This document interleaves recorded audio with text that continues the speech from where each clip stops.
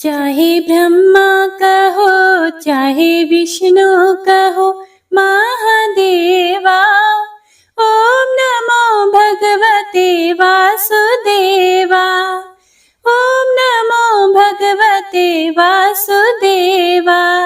हरे कृष्णा। आज की कथा का प्रारंभ गणेश जी की कहानी से करते हैं।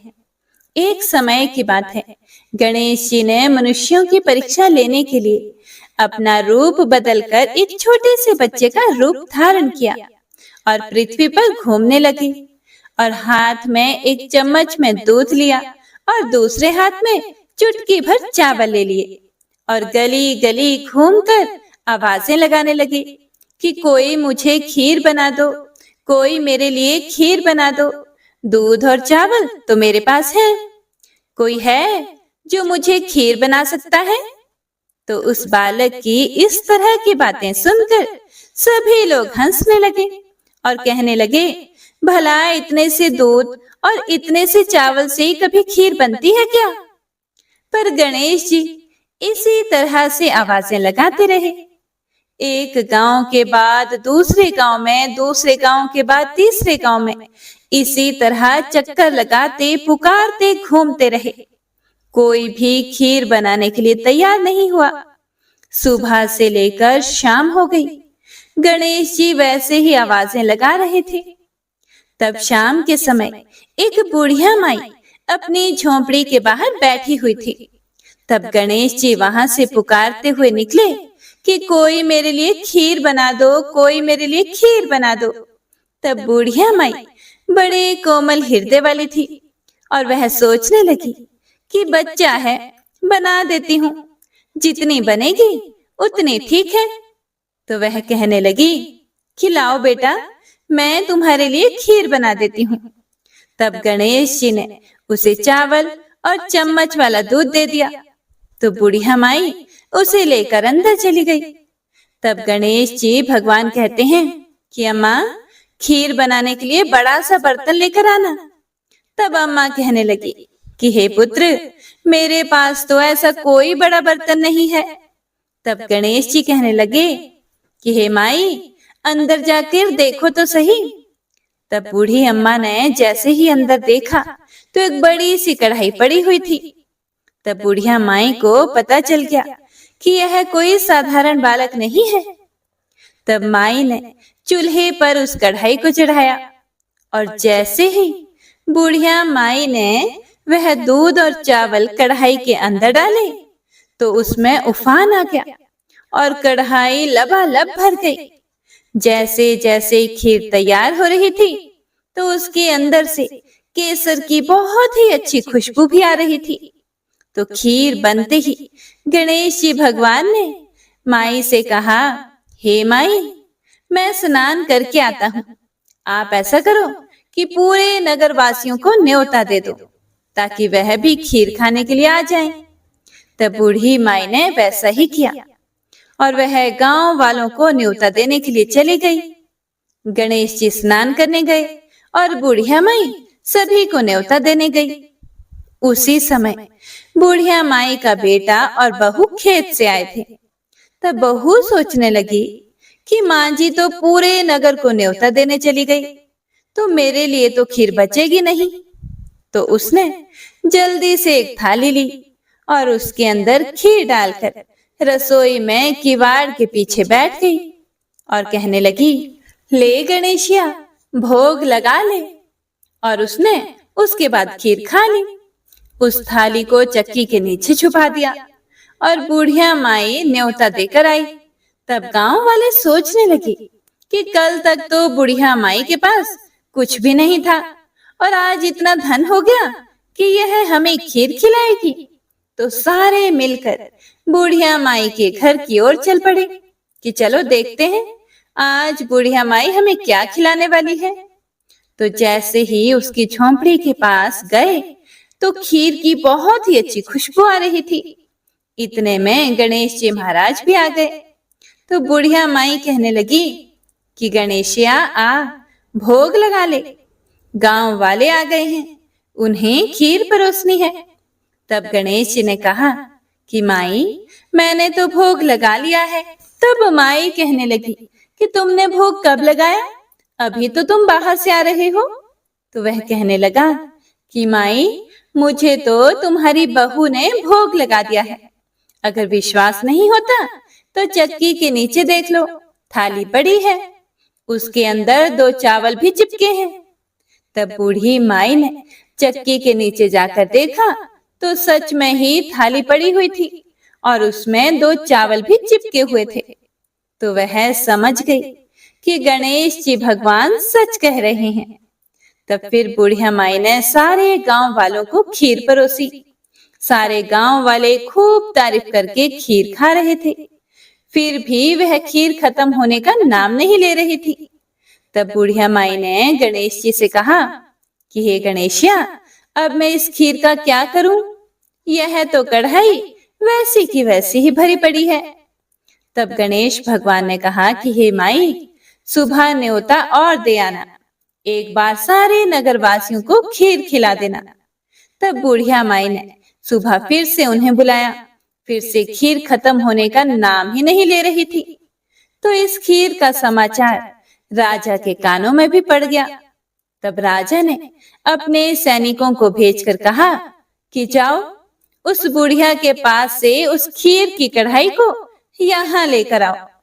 तब राजा के आदमी आज्ञा पाते ही बुढ़िया माई के घर चले गए और वहां जाकर कहने लगे कि हे बुढ़ी अम्मा, इस कढ़ाई का आपके घर में क्या काम है?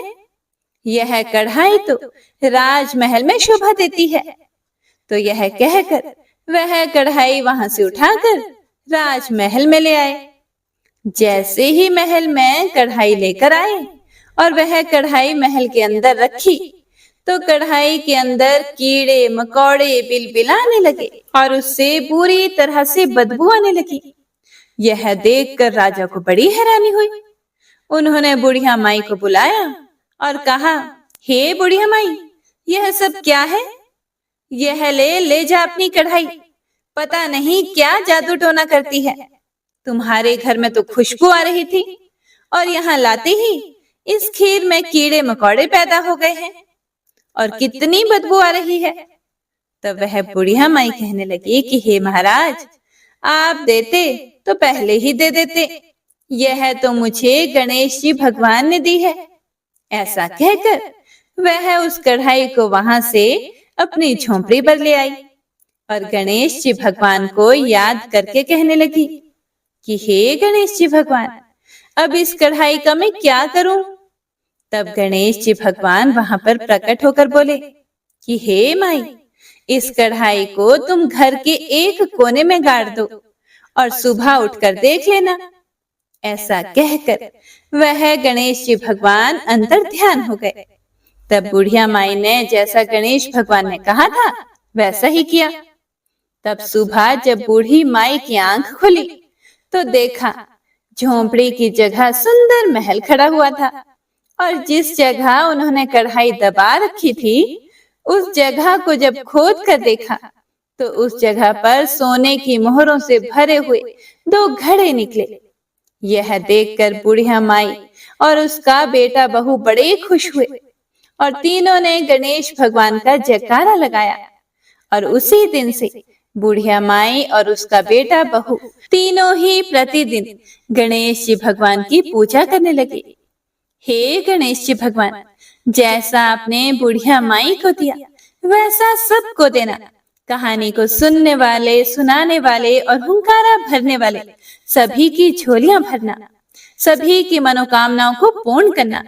तो एक बार प्रेम से बोलिए गणपति महाराज की जय। हे प्रिय भक्तों, आइए अब सुनते हैं कार्तिक मास में प्रतिदिन सुनी जाने वाली धर्मराज जी की कहानी, जिसे सुनने से स्वर्ग के द्वार खुलते हैं। पौराणिक कथा के अनुसार एक गांव में एक बुढ़िया माई रहती थी। वह खूब व्रत पूजन किया करती थी। जब उसकी उम्र पूरी हो गई तो उसे एक दिन यमदूत लेने आए और वह उनके साथ चल दी। रास्ते में चलते चलते एक गहरी नदी आई। तब यमदूत ने बुढ़िया माई से पूछा कि हे माई, तुमने गौदान किया है या नहीं? तब बुढ़िया माई ने उसी समय पूरी श्रद्धा से गाय का ध्यान किया तो गाय उसके समक्ष आ गई। फिर बुढ़िया माई उस गाय की पूंछ को पकड़कर नदी आसान से पार कर गई और कुछ देर के बाद उसके रास्ते में काले कुत्ते आ गए। तब यमदूत ने कहा कि माई, कुत्तों को खाना दिया था या नहीं? बुढ़िया माई ने फिर कुत्तों का ध्यान किया तो वे रास्ते से चले गए। हे प्रिय भक्तों, बुढ़िया फिर से आगे बढ़ने लगी। तब उसके रास्ते में कौवे आ गए और उन्होंने उसके सिर में चोंच मारनी शुरू कर दी। तब यमदूत बोले, हे माई, किसी ब्राह्मण की बेटी के सिर में तेल लगाया था या नहीं? बुढ़िया माई ने फिर से ब्राह्मण की बेटी का ध्यान किया तो कौवे वापस चले गए। कुछ आगे बढ़ने पर बुढ़िया के पैर में कांटे चुभने शुरू हो गए। यमदूत बोले कि खड़ाऊ का दान किया था या नहीं? बुढ़िया ने उनका ध्यान किया तो खड़ाऊ उसके पैरों में आ गए। बुढ़िया माई फिर आगे बढ़ी तो फिर चित्रगुप्त जी ने यमराज से कहा कि आप यहाँ किसे लेकर आए हैं? तब यमराज जी बोले कि बुढ़िया माई ने दान पुण्य तो बहुत किए हैं, लेकिन उन्होंने अपने जीवन में धर्मराज जी के लिए कुछ नहीं किया, इसीलिए आगे के द्वार इसके लिए बंद हैं। धर्मराज की सारी बातें सुनने के बाद बुढ़िया माई बोली कि आप मुझे सिर्फ 7 दिन के लिए धरती पर वापस भेज दें। मैं पूरी श्रद्धा से धर्मराज जी का व्रत और उद्यापन करके वापस यहाँ लौट आऊंगी। यमराज जी ने उन्हें धरती पर वापस भेज दिया। बुढ़िया माई अपने गांव में आ गई और गांव वालों ने उसे भूतनी समझकर अपने घर के दरवाजे बंद कर दिए। वह जब अपने घर गई तो उसके बहू बेटे ने भी डर के मारे दरवाजे बंद कर दिए। बुढ़िया माई ने कहा कि मैं भूतनी नहीं हूँ, मैं तो धर्मराज जी की आज्ञा से सिर्फ 7 दिन के लिए धरती पर वापस आई हूँ। इन 7 दिनों में मैं धर्मराज जी का व्रत और उद्यापन करूंगी, जिससे मेरे लिए परलोक के रास्ते खुल जाएंगे। हे प्रिय भक्तों, बुढ़िया माई की बातें सुनकर बहू बेटे उसके लिए पूजा की सारी सामग्री ले आए। लेकिन जब बुढ़िया माई कहानी कहती है तब वह हुंकारा नहीं भरती, जिससे बुढ़िया बाद में अपनी पड़ोसन को कहानी सुनाती है और वह हुंकारा भरती है। इस तरह से 7 दिन धर्मराज जी की विधि विधान, व्रत, पूजा और उद्यापन करने के बाद धर्मराज जी बुढ़िया को लेने के लिए विमान भेजते हैं। स्वर्ग से आए विमान को देखकर उसके बहू बेटों के साथ सारे गांव वाले भी स्वर्ग जाने को तैयार हो गए। बुढ़िया माई ने कहा कि तुम कहाँ तैयार हो रहे हो? मेरी कहानी तो सिर्फ मेरी पड़ोसन ने सुनी है, इसीलिए वही मेरे साथ जाएगी। तब सारे गांव वाले बुढ़िया माई से धर्मराज जी की कहानी सुनाने का आग्रह करने लगे। तब बुढ़िया माई उन्हें भी कहानी सुना देती है। कहानी सुनने के बाद गांव के सभी लोग विमान में बैठकर स्वर्ग जाते हैं। तो धर्मराज जी कहते हैं कि मैंने तो विमान केवल बुढ़िया को लाने के लिए भेजा था। तब बुढ़िया माई ने कहा कि हे धर्मराज जी, मैंने अपने जीवन में जो भी पुण्य किए हैं उनमें से आधा भाग मैं आप गांव वालों को देना चाहती हूँ। इस तरह से धर्मराज ने ग्रामवासियों को भी स्वर्ग में जाने दिया। हे धर्मराज महाराज, जैसे आपने बुढ़िया और उसके गांव के सभी लोगों को स्वर्ग में जगह दी, उसी तरह से हमें भी देना। साथ ही कहानी सुनकर हुंकारा भरने वालों को भी और कहानी कहने वाले को भी परलोक में जगह देना। तो एक बार सभी प्रेम से बोलिए, धर्मराज महाराज जी की जय। बोलिए, यमराज महाराज की जय। हरे कृष्णा। हे प्रिय भक्तों, तो आइए अब सुनते हैं आज की कार्तिक मास महात्म्य कथा। पिछले अध्याय में आपने जाना था कि किस प्रकार गर्ग मुनि पिशाच योनि में पड़े हुए राक्षसों को तुलसी जी के जल से स्पर्श करवा के उन्हें प्रेत योनि से मुक्ति दिला देते हैं। इतनी कथाएं सुनने के बाद अब ऋषि मुनियों ने श्री सूत जी महाराज से कहा कि हे सूत जी महाराज, अब कार्तिक शुक्ल अष्टमी, जिसे गोपाष्टमी भी कहते हैं, उसका भी महात्म्य सुनाने की कृपा कीजिए। ऐसा सुनकर श्री सूत जी महाराज बोले, हे ऋषियों, बाल्य अवस्था में भगवान श्री कृष्ण ने कार्तिक शुक्ल अष्टमी तिथि से ही गौओं को चराने के लिए जंगल में ले जाना प्रारंभ किया था। इसीलिए यह अष्टमी गोपाष्टमी कहलाती है। सभी मनोकामनाओं की पूर्ति करने के लिए इस दिन गौओं का पूजन करके गाय की परिक्रमा करें और फिर गौओं के पीछे कुछ दूर तक जरूर जाएं। इस दिन भगवान श्री कृष्ण की परम प्रिया श्री राधा जी के नाम से विख्यात राधा कुंड में स्नान करके जो भी मनुष्य भगवान श्री कृष्ण का पूजन करता है, उसके सभी पाप तुरंत ही नष्ट हो जाते हैं। गोपाष्टमी के दिन की महिमा का वर्णन करते हुए श्री सूत जी महाराज ने आगे कहा, हे ऋषियों, इस दिन सायंकाल गोधूली बेला के समय गौओं के पीछे पीछे चलने से अनेकों जन्मों के पाप जड़ सहित नष्ट हो जाते हैं। इस दिन गौओं का दान करने से असंख्य गौओं के दान का फल प्राप्त होता है और गाय की सेवा करने से परम पद की प्राप्ति होती है। अगर संयोगवश इस दिन सायंकाल के समय श्रवण नक्षत्र हो तो वह जयंती योग हो जाता है और जयंती योग युक्त गोपाष्टमी को स्नान दान आदि करने से मनुष्य निश्चय ही मोक्ष को प्राप्त कर लेता है। इसमें बिल्कुल भी संदेह नहीं। महाराज पृथु ने देवऋषि नारद से विनय पूर्वक कहा, हे भगवान, आप तो सभी वेदों, शास्त्रों और पुराणों के ज्ञाता हैं। इसीलिए अब आप कृपया करके यह भी बताइए कि किस देवता की कितनी कितनी परिक्रमा करनी चाहिए और उनका क्या क्या फल प्राप्त होता है। हे प्रिय भक्तों, राजा पृथु का यह प्रश्न सुनकर देव ऋषि नारद कहने लगे, नारायण नारायण। हे राजन, देवी की 1, सूर्य की और अग्नि की 7, गणेश जी की 3, शिव जी की आधी, पितरों की 3 या 4 और भगवान विष्णु की 4 परिक्रमाएं अथवा प्रदक्षिणा ही लगानी चाहिए। इस संबंध में एक इतिहास सुनाता हूँ, ध्यान से सुनो। जो किसी समय बृहस्पति जी और देवराज इंद्र का संवाद है और स्वयं ब्रह्मा जी ने मुझे सुनाया था।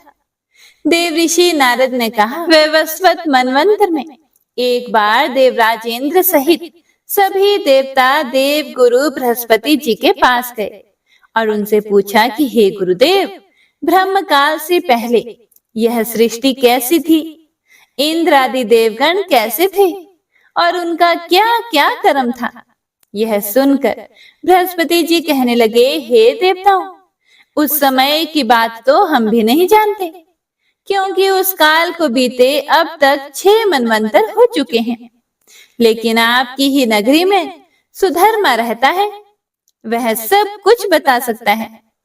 ऐसा कहकर बृहस्पति देव जी इंद्र आदि सभी देवताओं को लेकर सुधर्मा के पास आए। सुधर्मा ने देव गुरु सहित इंद्र आदि देवताओं का यथाविधि पूजन और आदर सत्कार किया। देवराज इंद्र सुधर्मा जी की राजलक्ष्मी और वैभव को देखकर दंग रह गए और पूछ बैठे कि हे सुधर्मा, इतनी सारी राजलक्ष्मी और वैभव तुम्हें कैसे प्राप्त हो गया? तुमने ऐसा कौन सा यज्ञ, दान और तप कर लिया है जिससे ब्रह्म काल से पहले की बातें भी तुम जान सकते हो?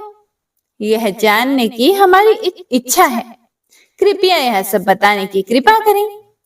सुधर्मा ने उत्तर दिया, हे इंद्र, जब 4 युगों की 1000 चौकड़ियां बीत जाती हैं, तब ब्रह्मा जी का एक दिन होता है और एक दिन में 14 मनु और इंद्र होते हैं। जब हम विष्णु लोक में थे तब वहां पर रहते हमारे सामने इतने ब्रह्मा हो चुके हैं कि हम भी उनकी गणना नहीं कर सकते। उसके बाद हम यहाँ स्वर्ग में आ गए। हमने जो एकमात्र अच्छा कर्म करके इतनी लंबी आयु पाई है, अब उसका विवरण भी सुनो। पहले जन्म में मैं एक मांस भक्षी गिद्ध हुआ करता था। एक समय कार्तिक शुक्ल नवमी को श्री विष्णु जी के मंदिर पर बैठा हुआ था कि एक शिकारी ने एक बाण मारा, जिससे घायल होकर मैं विष्णु मंदिर में आ गिरा। उसी समय मांस के लोभी एक कुत्ते ने आकर मुझे पकड़ लिया। उसे देखकर अन्य कुत्ते भी वहां आ गए और वह कुत्ता उनसे डरकर मंदिर के चारों ओर चक्कर लगाने लगा। दूसरे कुत्ते भी उसके पीछे पीछे भागते रहे। उस कुत्ते ने मुझे मुंह में पकड़कर परिक्रमा की थी। इस प्रकार अनजाने में ही सबने विष्णु जी के मंदिर की परिक्रमा कर ली। इसी बीच मेरी मृत्यु हो गई। मंदिर की परिक्रमा से भगवान श्री हरि विष्णु अत्यंत प्रसन्न हो गए और फिर मुझको अपना परम पद दे दिया। यह बात सुनकर देवराज इंद्र और अन्य सभी देवता अत्यंत प्रसन्न हुए और उन्होंने भी भगवान का पूजन करके परिक्रमा की। इसके पश्चात देव ऋषि नारद ने इस नवमी और भगवान की परिक्रमा का महत्व बताते हुए आगे कहा है कि हे राजन, कार्तिक शुक्ल नवमी सतयुग की आदि तिथि है। उस दिन भगवान की पूजा, प्रदक्षिणा, व्रत, दान, तप और यज्ञ करने से कई गुना फल मिलता है। अगर कार्तिक शुक्ल नवमी को मथुरा में जाकर भगवान का पूजन और परिक्रमा की जाए तो उससे अनंत गुना फल की प्राप्ति होती है। परिक्रमा करने में जितने पग अर्थात कदम उठते हैं, उसके उतने ही कुल वैकुंठ लोक में वास करते हैं, अर्थात उसके उतने ही कुलों का उद्धार हो जाता है। अगर मथुरा नगरी बहुत दूर हो तो अन्य किसी धार्मिक स्थान पर जाकर परिक्रमा करनी चाहिए। अगर ऐसा भी संभव ना हो पाए तो ब्राह्मण, विष्णु जी की प्रतिमा, गाय, तुलसी जी अथवा शालिग्राम जी की प्रदक्षिणा ही कर लेनी चाहिए। समुद्र सहित संपूर्ण पृथ्वी की परिक्रमा करने से जो फल प्राप्त होता है, वही अनंत पुण्य फल तुलसी जी अथवा शालिग्राम जी की परिक्रमा करने से प्राप्त हो जाता है। कार्तिक के शुक्ल पक्ष की नवमी को गौ, ब्राह्मण, देव मंदिर, तुलसी वन, साधु, वैरागी, जीवन मुक्त परमहंस, गृहस्थ, वेद, उपवेद और पुराण, यह सब ग्राम में ही वास करते हैं। इसीलिए अपने ग्राम अर्थात गांव की परिक्रमा करने मात्र से इन सभी की परिक्रमा भी हो जाती है।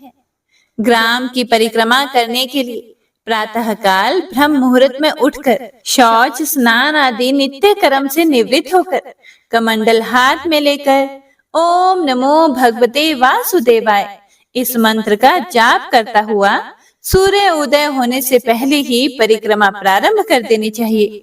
ब्राह्मण, देव स्थान अर्थात मंदिर, तुलसी जी और शालिग्राम जी की मूर्ति की परिक्रमा सूर्योदय के बाद भी की जा सकती है। ओम नमो नारायणाय। इसके बाद देव ऋषि नारद जी ने महाराज पृथु को जो कुछ भी कथा सुनाई, उसका वर्णन आप सभी भक्तजन अगली कथा में जरूर सुनिएगा। श्री तुलसी महारानी करो विनय सिर नाय, जो मम हो संकट विकट दीजे मात नशाए। नमो नमो तुलसी महारानी, महिमा मिट ना जाए बखानी। दियो विष्णु तुमको सन्माना, जग में छायो सुयश महाना। विष्णु प्रिया जय जयति भवानी, तिहु लोक की हो सुख खानी। भगवत पूजा कर जो कोई, बिना तुम्हारे सफल न होई। जिन घर तब नहीं होए निवासा, उस पर करी विष्णु नहीं वासा। करे सदा जो तब नित सुमिरन, ते ही के काज होए सब पूरन। कार्तिक मास महात्म तुम्हारा, ताको जानत सब संसारा। तब पूजन जो करे कुवारी, पावे सुंदर वर सुकुमारी। कर जो पूजन नित प्रति नारी, सुख संपत्ति से होए सुखारी। वृद्धा नारी करे जो पूजन, मिले भक्ति होवे पुलकित मन। श्रद्धा से पूजे जो कोई, भवनिधि से तर जावे सोई। कथा भागवत यज्ञ करावे, तुम बिन नहीं सफलता पावे। छायो तब प्रताप जग भारी, ध्यावत तुम ही सकल चित धारे। तुम ही मात यंत्रन तंत्रन में, सकल काज सिद्धि हो वीक्षण में। औषधि रूप आप हो माता, सब जग में तब यश विख्याता। देव ऋषि मुनियों तपधारी, करत सदा तब जय जयकारी। वेद पुराणन तब यश गाया, महिमा गम पार नहीं पाया।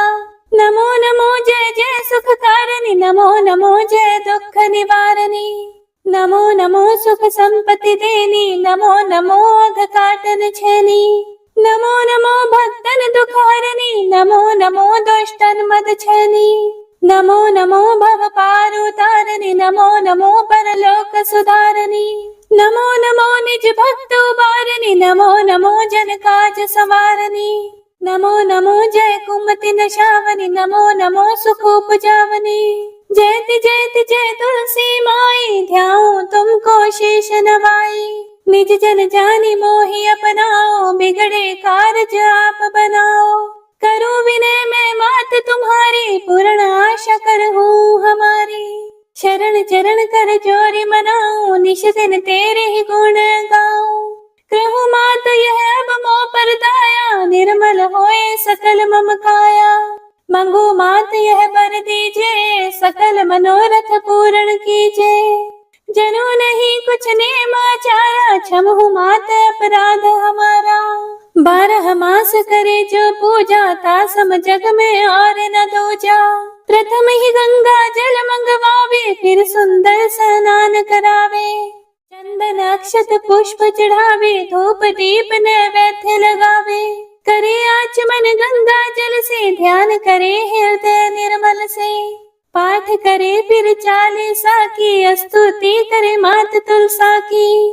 यह विधि पूजा करे हमेशा, ताकि तन नहीं रहे कलेशा।